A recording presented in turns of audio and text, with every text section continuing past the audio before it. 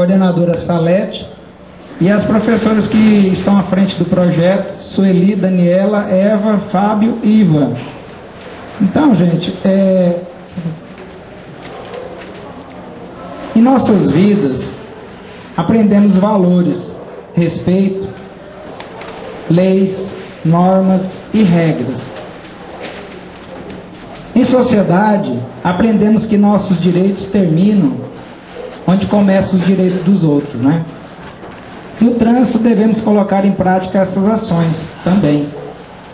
Somos fragmentos de um chamado todo Brasil. Somos pequenos pedaços desse país. E se nós colocarmos em prática as boas ações, nós realmente podemos mudar o destino de nosso país. Queremos e podemos mudar o triste cenário do trânsito brasileiro para um cenário de respeito, tolerância, boas ações, cidadania. A vida pede passagem. Então nós vamos falar agora também, durante o decorrer da palestra, tem uma pequena apresentação, tem alguns vídeos interativos. Nós vamos falar sobre os crimes de trânsito, prática da direção defensiva e o uso de drogas ao volante. Infelizmente, são ações que infelizmente ocorrem. Estou aqui com meus colegas Magnieri e Marcelo Martins, que vão discursar sobre os temas mais específicos. Eu vou dar início aqui à palestra, então, só um momento. Marcelo, estamos na Polícia Rodoviária já há 16 anos, desenvolvendo um trabalho de trânsito, um trabalho educativo e também repreensivo, que é aquela parte que ninguém gosta da aplicação das notificações, mas que faz parte do nosso trabalho. Nós vamos aqui apresentar para vocês alguns vídeos, algumas palestras, algumas ilustrações sobre o trânsito, mas primeiro eu vou apresentar para vocês, junto com o colega Tomé, o que é a Polícia Rodoviária Federal. Muitas vezes, aqui quem dirige, quem passa pelo nosso posto, vê a Polícia Rodoviária transitando nas rodovias todos os dias, mas não sabe o nosso trabalho, não sabe o que nós fazemos. O nosso serviço não é somente estar ali notificando, mas sim é atendimento de acidente, auxílio a pessoas com livramento. Nós temos aproximadamente, hoje, se não me engano, 10 aeronaves, helicópteros, aviões. Mas por que a Polícia Rodoviária Federal precisa de helicópteros? Porque a nossa abrangência, o serviço da Polícia Rodoviária não se restringe somente às rodovias, mas sim já é uma forma mais ampla de trabalho. Então nós vamos demonstrar aqui rapidamente um pequeno vídeo institucional para que vocês conheçam um pouco mais do trabalho desenvolvido pela Polícia Rodoviária. Corpo de motociclista, tropa de choque, então são as diversas áreas de atuação da Polícia Rodoviária Federal. Se a gente fosse divulgar, falar para vocês de tudo o que nós abrangemos no nosso trabalho, tráfico de drogas, descaminho, contrabando, prisão de pessoas, veículos. Hoje nós temos um sistema de integração de segurança pública chamado Sistema Infoseg, onde nós, não somente quando nós abordamos um veículo, nós não só olhamos se o documento está atrasado ou não. Nós temos um sistema que você puxa se o veículo está atrasado, se ele tem busca e apreensão, se ele foi furtado. Nós checamos a pessoa, se ela tem um mandato de prisão em aberto, se ela já cumpriu alguma pena. Então hoje, com a informática e com o trabalho, nós também fomos nos atualizando e desenvolvendo métodos diferentes de trabalho. Então não é simplesmente aquilo que muitas pessoas pensam, ficar andando de viatura e aplicando a famosa multinha, né? Quem já levou, infelizmente, é porque também infringiu o Código de Trânsito. E é isso que nós vamos ver. A penalidade aplicada, às vezes, muitas vezes, não é somente a notificação. Nós vamos falar de álcool. Ela pode resultar somente numa notificação, como também na prisão. E essa prisão pode gerar, além da privação da liberdade, uma multa altíssima. Então nós vamos ver no crime de trânsito algo mais específico, o que pode acarretar as consequências de cada atitude nossa diante de trás de um veículo, melhor dizendo. Vocês receberam aí um cartãozinho, geralmente um veículo e um armamento. Por que essa comparação? Pode ser até meio pesada, mas se você não estiver de consciência do que você está fazendo atrás de um volante, você É a mesma coisa que tiver uma arma na mão e não tiver o porte, não saber manuseá-la. Hoje, se você for somar os acidentes com vítimas fatais, que nós consideramos aquelas que morrem no local do acidente, por dia morre mais pessoas do que se caísse um jumbo aí com 300, 400 pessoas. É porque não é divulgado, não tem um impacto tão grandioso como o do avião que se caísse, com 200 pessoas. Mas no trânsito, diariamente, morre pessoas. E a Polícia Rodoviária está lá. Eu, se for enumerar os acidentes que nós já atendemos com vítimas, socorrer essas pessoas, foram muitas e muitas vezes. Então, não somente na aplicação de notificação, de penalidade, mas sim socorro de vítimas, socorro de auxílio a usuários que estão traficando na rodovia. E também na aplicação da forma da lei, na lei de trânsito, Código Brasileiro de Trânsito, que muitas vezes acarreta no qual nós vamos falar daqui a pouco, num crime de trânsito, né? Eu vou pedir para o Tomé, o colega Tomé, ele vai passar um vídeo aqui institucional também. E aí nós vamos passar para o colega Marcelo, que vai discorrer com vocês um pouco mais sobre os crimes de trânsito, que acho que é o interesse maior, para que vocês saibam das consequências dos atos atrás de um volante, né? O do caminhão com a metralhadora, aí ele faz uma comparação entre uma ultrapassagem segura e uma ultrapassagem perigosa. Aí o caminhão ele passa a virar uma metralhadora. Ele deixa de ser um veículo e se torna uma arma. A moto, sem pressa e com pressa. E finalmente um automóvel, a pessoa sóbria e a pessoa bêbada. Antes de adentrar o crime de trânsito, eu gostaria de verificar com vocês o que vocês acham que a CNH é. É um direito do cidadão? Alguém sabe me responder? É um direito? Obrigação? Direito que ele faça jus a ela, né? Não, nada disso. A CNH é uma concessão.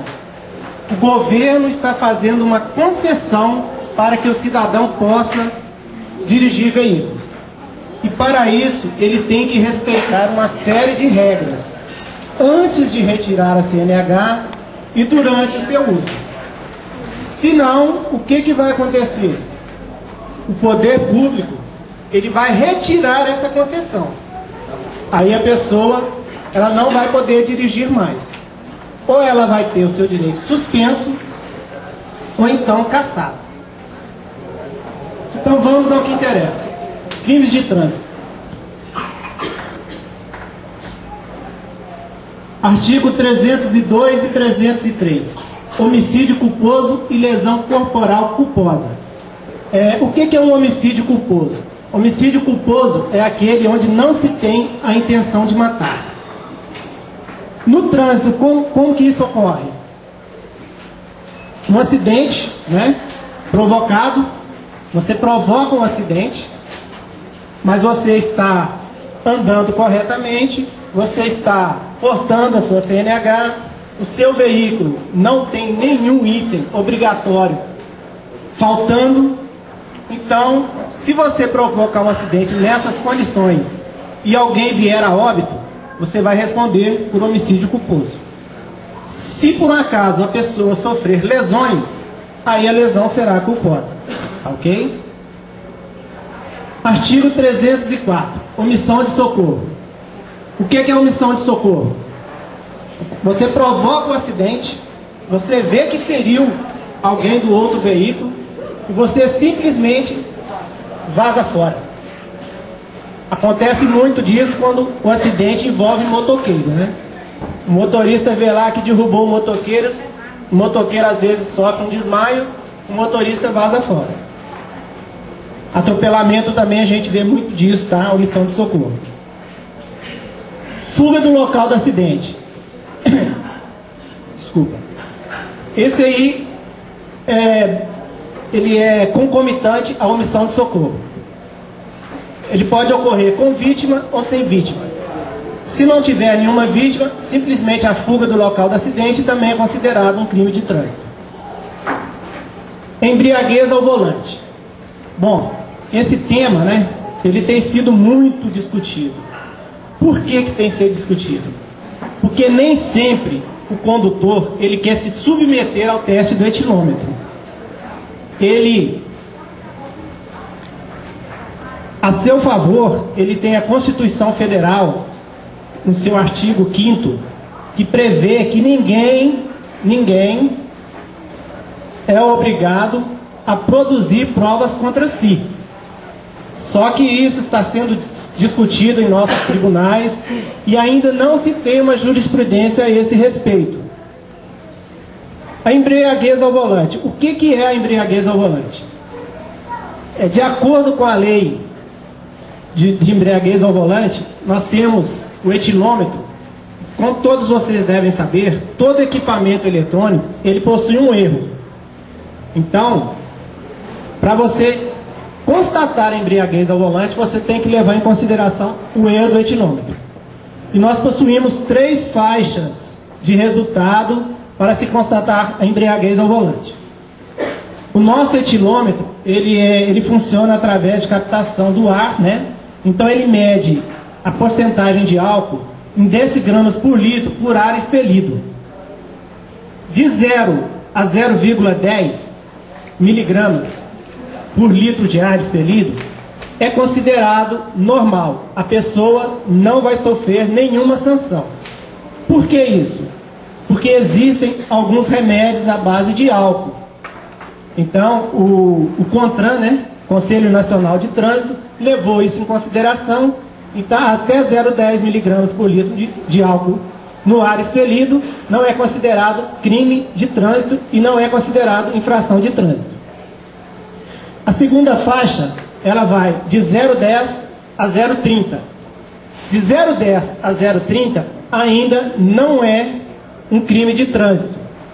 É uma infração de trânsito. Sendo uma infração de trânsito, o que vai ocorrer com o condutor que for flagrado sob influência de álcool entre 0,10 e 0,30? Ele vai ser notificado e vai ter seu direito de dirigir suspenso. Acima de 0,30, aí sim, aí é considerado um crime de trânsito. Dirigir sob influência de álcool. E o que vai ocorrer?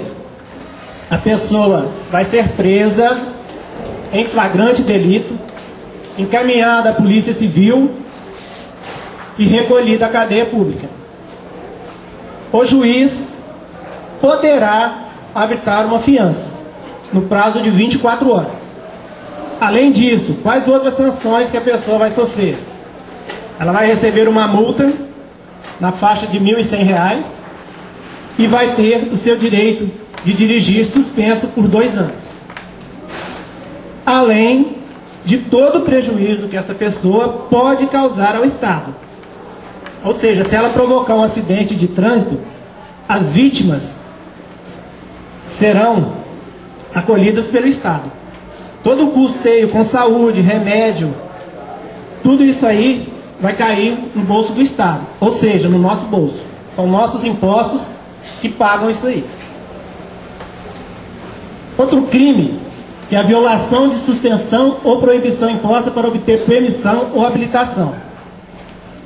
O que é esse crime de trânsito aí? O embriagado, né, o condutor embriagado lá teve seu direito de dirigir suspenso por 2 anos. Ele espera 1 ano e 9 meses e fala: o pessoal lá da PRF já esqueceu, deixa eu passar lá. A gente vai, fiscaliza ele, pega a CNH dele, vai lá no sistema, opa, você está com direito de dirigir suspenso. Ele acabou de cometer o crime do artigo 307. Artigo 308. Participação em competição não autorizada. É o famoso racha. Todo mundo sabe o que é o racha, né? É disputar corrida, é cavalinho de pau, é manobras perigosas. Empinar moto, né? Tudo isso aí encaixa no fabuloso aí, racha. Artigos 309 e 310, direção sem habilitação e entrega de veículo à pessoa não habilitada. Ocorre muito isso aí com menores. O menor pega lá o carro do papai, vai passear na rodovia, parque de exposição, né? Tem muita festa rave aí, vai lá para o parque de exposição participar da festa, aí é flagrado dirigindo. Aí, o que ele tem que fazer? Chamar o papai de madrugada, encaminhar os dois para a Polícia Civil. O pai vai responder um processo penal. Por que o pai vai responder? Porque o pai é responsável. Ele é responsável pelo menor e pelo veículo. Então não adianta falar, ele pegou minha chave sem eu ver. Isso aí não rola mais. Se você tem um veículo e tem um filho que faz isso, esconda a sua chave, faça qualquer coisa, mas não deixe ele utilizar o veículo. Trafegar com velocidade incompatível e inovar artifício para induzir erro à polícia. Velocidade incompatível a gente já cansou de ver aí. Esses dias mesmo eu peguei uma Ford Ram a 172 km por hora na nossa rodovia. Eu acho que não preciso falar nada, né, gente? Nossa rodovia aqui é 80 km por hora. O sujeito andando a 172, se por um acaso ele provocasse um acidente e matasse alguém, ele não ia responder por homicídio culposo. Ele ia responder por homicídio doloso, porque ele sabe o risco que ele está correndo. Ok? Dando sequência, o homicídio culposo, como eu havia falado com vocês, né, ele se configura quando alguém mata uma pessoa num acidente de trânsito por negligência, imprudência ou imperícia. Ele não tem o intuito de matar. Ele pratica uma dessas três aí na forma culposa. Aí, nesse artigo, a gente tem os agravantes. O que são agravantes? São aqueles motivos que levam a aumentar a pena de quem pratica esse crime. Os agravantes: permissão para dirigir ou carteira de habilitação, sem possuir. Ou aquele que comete homicídio em faixa de pedestre ou na calçada. Aqui em Barra do Garças tem muito isso, né? A maioria dos motoristas não respeitam a faixa de pedestre e a maioria dos pedestres não respeitam o semáforo. Eles acham que tem a faixa, o semáforo já era. Não, você tem que respeitar o semáforo. Como que é a ordem de prioridade no trânsito? Primeiro o semáforo, depois as faixas.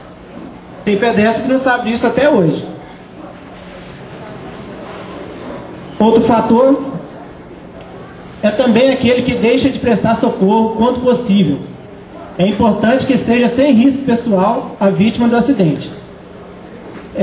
Muitas vezes, né, em atropelamentos, principalmente de crianças, o condutor em perímetro urbano, o condutor às vezes ele se sente ameaçado em socorrer a vítima pelos populares. Os populares podem querer linchar. Então, se ele tem um motivo justificável, ele pode omitir o socorro, mas desde que ele procure a autoridade, né, a autoridade competente, se apresente essa autoridade e diga os seus motivos. No exercício de sua profissão, conduzindo veículo de transporte. É o famoso motorista profissional bêbado. Principalmente motorista de ônibus aí, Chavante, Barra Tour. Graças a Deus nunca aconteceu aqui com a gente não. O pessoal da Chavante e da Barra Tour, os motoristas são super conscientes e sempre estão nos ajudando. Lesão corporal culposa. A pena aí vai de 6 meses a 2 anos, além da suspensão ou proibição de se dirigir.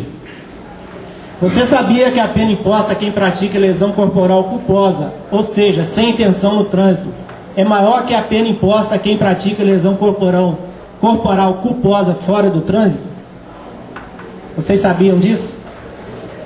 Justamente por isso, porque o Estado te dá uma concessão, então você tem que saber usá-la. Se você não souber usá-la, você será penalizado. Nunca fuja do local do acidente. É também mais um crime, né, que eu acabei de falar com vocês, a fuga do local do acidente. A pena vai de 6 meses a 1 ano ou multa. O entendimento para aceitação de tal tipo penal reside no objeto jurídico, que no caso seria a administração da justiça, pois no caso se incrimina o condutor que busca burlar a justiça. O cara provocou o acidente, ou então sofreu o acidente, por um motivo alheio, né, ao nosso conhecimento, ele foge do local do acidente. Então é justamente isso que a gente precisa punir. Ele tem que ter um motivo justificável para ele abandonar o local do acidente. O uso de droga, apesar de ser engraçado, gente, é trágico, tá? A gente já pegou motorista mais ou menos ali, igual naquele da embriaguez ali. O cara descer, né? Ir na frente do caminhão lá, chamar o Juca, voltar pro caminhão e querer sair dirigindo. Aí vocês imaginam o perigo que é um caminhão com 74 toneladas bater de frente num carro que esteja transportando seus familiares. Dando sequência aí, o excesso de velocidade. É só para avisar vocês, a 8ª delegacia aqui em Barra do Garças, a gente possui 3 radares portáteis, tá? Além dos que estão fixos aí na rodovia. E lembrar a todos que o limite de velocidade tem que ser respeitado. É 80 km por hora nas nossas rodovias. Não é 110 não. A gente já encerrou. Qualquer pergunta que vocês quiserem fazer, no final será concedido um tempo. Eu vou passar agora a palavra para o Manieri. Ele vai falar para a gente sobre direção defensiva. Tá, pessoal, vocês viram aí esse vídeo? Se eu perguntar para vocês qual é a principal causa dos acidentes de trânsito, não digo nas rodovias, mas em trânsito urbano, trânsito em rodovias, alguém sabe dizer qual a principal causa? O que mais causa? A velocidade, é imprudência, imperícia ou a negligência. Ou seja, quem causa a maior parte, cerca de 90% a 95% dos acidentes são os condutores. O restante a gente divide entre defeito na via, problemas mecânicos, mas o principal fator causador de acidente é o ser humano, é quem está atrás do volante. Por quê? Porque não obedece ali a direção, não pratica a direção defensiva. A direção defensiva basicamente o que é? Você guardar a distância, regulamentar uma distância de segurança do veículo da frente, é você não ultrapassar pela direita.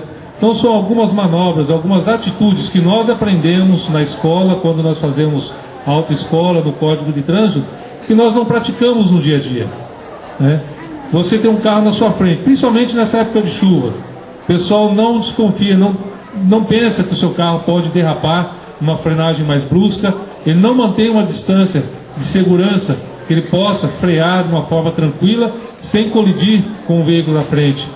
Aqui em Barra nós temos aqui, eu era até meio preocupado com os motociclistas, a ultrapassagem principalmente sobre a ponte do lado direito. É um risco não só para o motociclista, como para o condutor. Se o motociclista daquele desequilibra, cai debaixo de um veículo, e aí, qual vai ser a atitude? O culpado vai ser o motorista do veículo, que estava conduzindo na sua mão tranquilo? Não, é o motociclista. Então, nós devemos ter a consciência de praticar uma direção defensiva. Condutor defensivo é aquele que adota um procedimento preventivo no trânsito, sempre com cautela e civilidade. Civilidade é uma coisa que está faltando muito no trânsito. O pessoal não tem um pouquinho de paciência. Eu trabalhei 2 dias na exposição aqui. Para entrar na exposição, todo mundo teve uma paciência enorme, 2, 3 horas na fila. Agora, para sair, todo mundo buzinando, quebrando cerca, tentando sair. Foi um trabalho imenso para a Polícia Rodoviária tentar controlar o trânsito para que não houvesse acidente. Então falta muito isso no nosso trânsito, civilidade.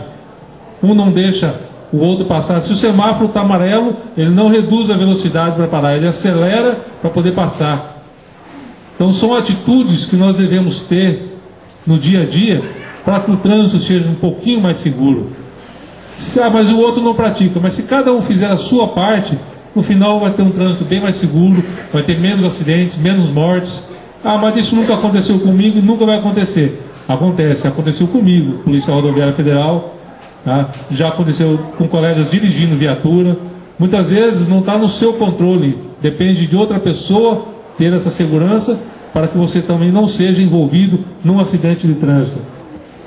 O motorista defensivo não dirige apenas, pois está sempre pensando em segurança e em prevenir acidentes. O motorista defensivo tem sempre uma postura pacífica, consciência pessoal e de coletividade. Tem humanidade e autocrítica. Humildade, perdão. Consciência pessoal e coletividade.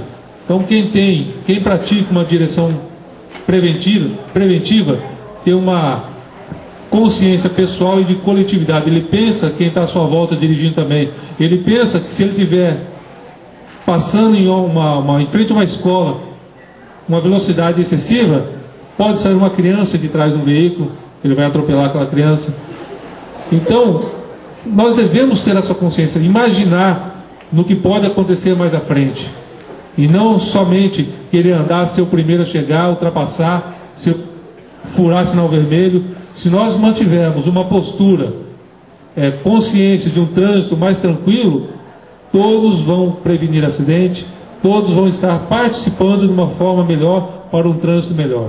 Ok? Nós já pegamos pessoas desse tipo mais ou menos. Bom, a gente quer agradecer, tá, a vocês por nos terem ouvidos, agradecer a oportunidade que foi aberta à Polícia Rodoviária em mostrar um pouco do nosso trabalho e falar um pouco do trânsito. E eu peço novamente, tenham em mente de praticar uma direção defensiva para um trânsito melhor a todos, ok? Obrigado.